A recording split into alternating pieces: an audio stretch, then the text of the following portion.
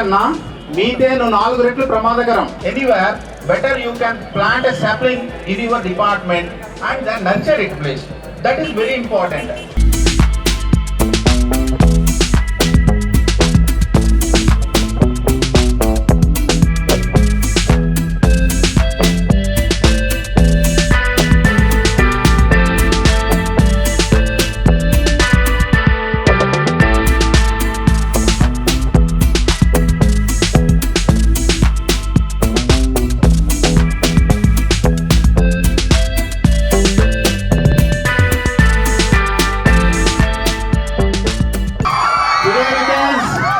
The face of Visakhapatnam in Parliament.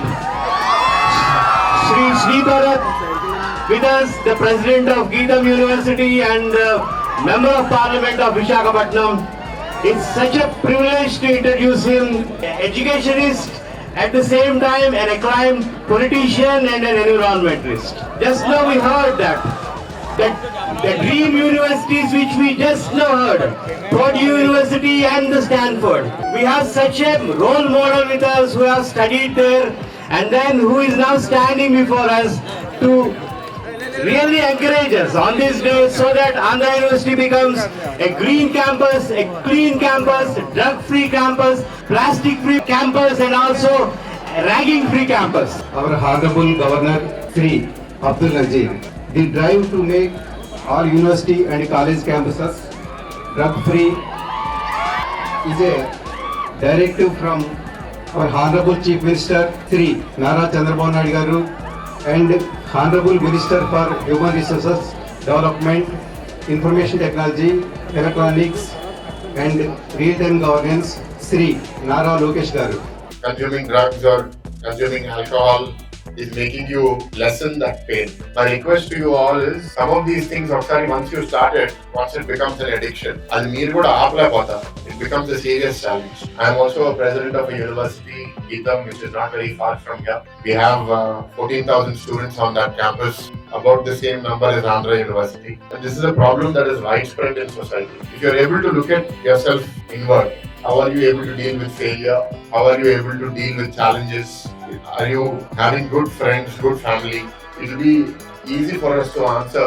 Will we be able to be strong and independent, or are we going to succumb to the pressure of some? Another thing is, our friends will start some habit and they will force us. Okasari try jay. అలాంటి friends ఎవరైనా ఉన్నారంటే ఆ friends దూరంగా పెట్టండి. Those are not good friends for you. This is a very serious issue. From the government, we are taking it very seriously. We have a new police commissioner. We want to ensure that the availability and the distribution of any form of substances that are illegal will not be prevalent in Vizag. దాని మీద task force కూడా పెడుతున్నాము. Last few years there has been some increase in that. I request all of you also to contribute in that effort. As students, if you see any issues anywhere, please report it to the authorities. Please take it seriously. It is for the future of your own friends and classmates. There are other things that are taken up as agendas like say no to plastic and protect the environment. Now, I am very proud. I have a record as far as I can remember, maybe last 25 years. I have not thrown any plastic anywhere on the road or any ground or any drainage. How many of you here have in the last 5 years thrown plastic on the road or somewhere around you, not a dustbin? Raise your hands, be honest. Why does one go to drugs? Normally one goes to cigarettes, alcohol or drugs when they are not happy. Where does that come from? Lot of stress in examinations, financial issues at home, relationship issues. International students here also. Can all international students raise your hands? Welcome to Visakhapatnam, welcome to Andhra. Generally, not all of the time, but generally happy in your life. Raise your hands. Life lo happy ga unnara leda? Chethileti chupinchandi. See, it's not about preaching to the external world, don't do this, don't do that. What I'm asking you is you do it yourself. Don't expect others around you. The one thing that you should do if you want to see change in society is you first start practicing that change. How many of you are happy in Andhra University? Raise your hands. Be honest. Only oka 30-35% raise chestunnaru. But I wish you all well. I hope you have a good time for the rest of your academic program. And the academic leadership and the administrative leadership that is here, we will hold them accountable as a government to work hard to do justice to you all to provide good education, and to maintain a healthy collegial atmosphere in the campus. Any elements that are damaging that culture in the university will be identified, will be isolated, and where necessary, action also will be taken. There is no hesitation in that. There are some things that should not have happened in the last 5 years that have happened. We will study those in detail. There is no reason to panic or to be speculative, especially the staff members here. Already they keep sending me WhatsApp messages. This wrong is happening, that wrong is happening. Nobody needs to worry. We're listening to everything. Just because we are not acting on everything immediately does not mean that action is not going to be there. So to build organization takes a lot of effort. Damage organization, sometimes people can do it quickly, but don't worry. Definitely we are there with you. We also have to reduce political interference. So they respect me for that. Nanu చూసి ఒకరిద్దరు కూడా మారితే I become happy. So I request the same for you. ఇప్పుడు కొంచెం sun వస్తుంది మళ్ళీ. So now that the sun is there, I think I'll stop speaking. I don't want to make you be in the heat for much longer. But it is the commitment of this government and as a member of parliament that Andhra University becomes much better, that many of the vacant faculty positions are filled over the next 5 years. A lot of the infrastructure that is not in good shape, the maintenance is improved. Any new infrastructure that needs to develop, definitely on behalf of the government. Right now, the government is facing a lot of financial crunch, but definitely we will develop the economy further and bring investment into Andhra Pradesh, into Andhra University, and make this university a very good university. Thank you.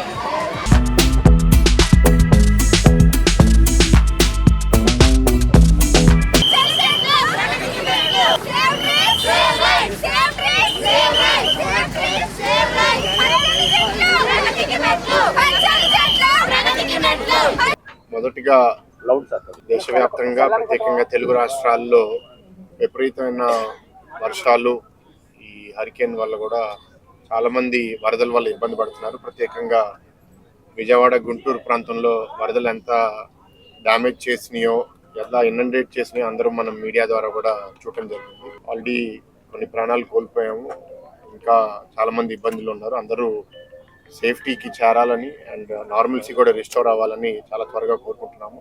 మొదటి నుంచి ఎలాగైతే ఇక్కడ విశాఖపట్నంలో హుడూడ్ cyclone వచ్చినప్పుడు చంద్రబాబు నాయుడు గారు అప్పుడు ముఖ్యమంత్రిగా ఇక్కడ 9 రోజులు ఉండి సిటీ మళ్ళీ కాల్మ నిలబడేటట్టు పనిచేశారు. ఇప్పుడు అదే విధంగా ఇంకా స్పీడ్గా నిన్న కూడా మీరు చూశారు, రాత్రి 2 గంటలు 3 గంటల దాకా కూడా అన్ని ఏరియాస్ని రివ్యూ చేసుకుని ప్రతి ప్రాంతానికి ఆ విజయవాడ గుంటూరులో ఒక్కొక్క ఆఫీసర్ని ఇన్ఛార్జ్గా పెట్టి మన మంత్రులు కూడా అక్కడ పర్యటిస్తూ రిలీఫ్ అందజేస్తున్నారు.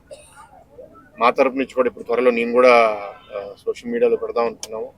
గీతం యూనివర్సిటీ తరపు నుంచి 50,000 మీల్స్ కూడా మేము ఇప్పుడు ఇక్కడ మా దగ్గర వండి ట్రైన్ ద్వారా పంపిస్తున్నాము ఓవర్ ద నెక్స్ట్ 2 days. ఇంకా అవసరమైతే ఇంకా మీల్స్ కూడా మా తరపు నుంచి ఒక రిలీఫ్ సపోర్ట్గా మేము ప్రకటించడం జరగబోతుంది.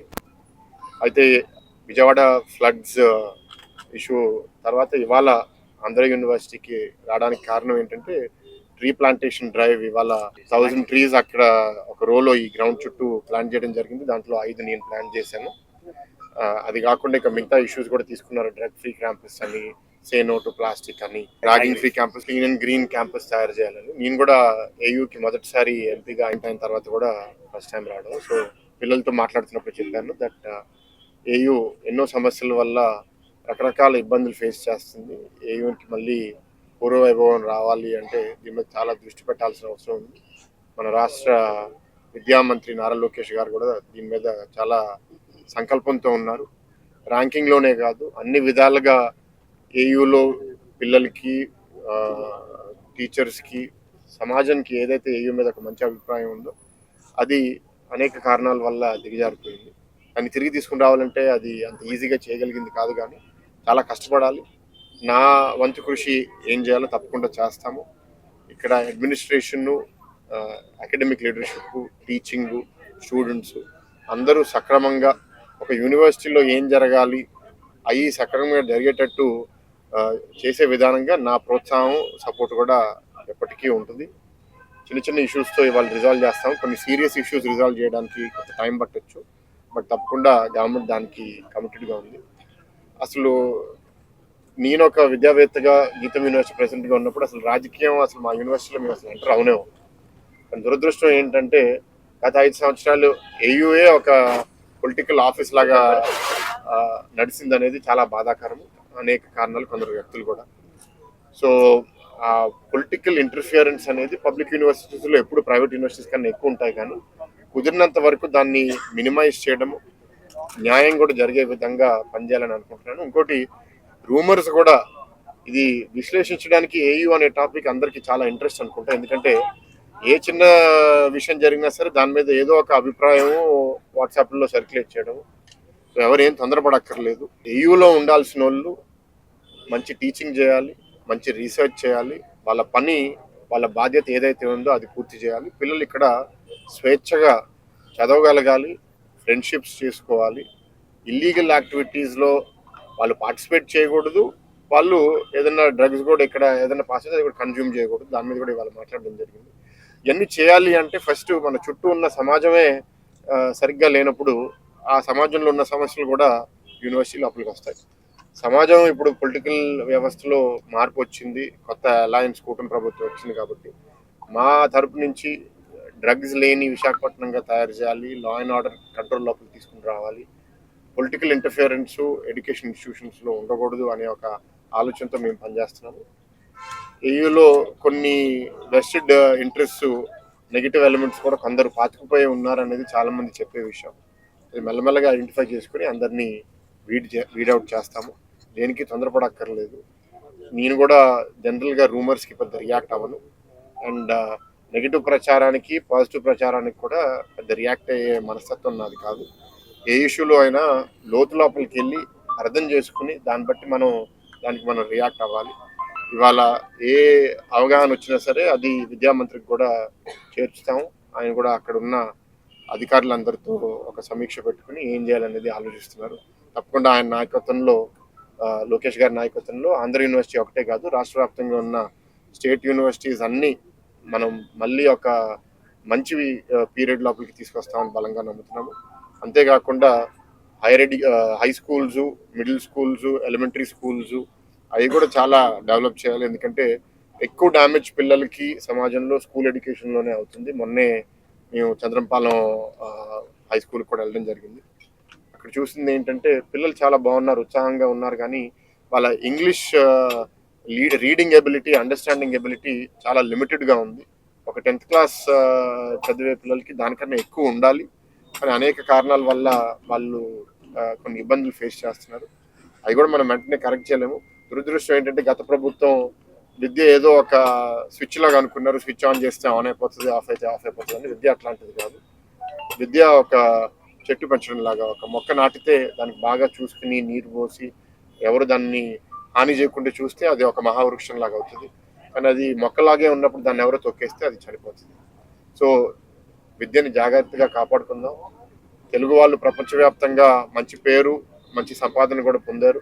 కానీ అదే పేరు, సంపాదన మనం ఇంకా కాపాడుకోవాలంటే నైతిక విలువలు ఉన్న విద్య కూడా అందరికీ అందజేసి, సంపదతో పాటు ఒక ఇంటిగ్రిటీ, వాల్యూస్ ఉన్న వాళ్ళు కూడా తెలుగు వాళ్ళు అనే పేరు సంపాదించుకోవాలంటే ఆంధ్రప్రదేశ్ ప్రభుత్వం మీద చాలా బాధ్యత ఉంది. ఆ విధంగా మా నాయకుడు చంద్రబాబు నాయుడు గారు, పవన్ కళ్యాణ్ గారు, లోకేష్ గారి నాయకత్వంలో మీ అందరం కలిసి పనిచేస్తాం. Thank you.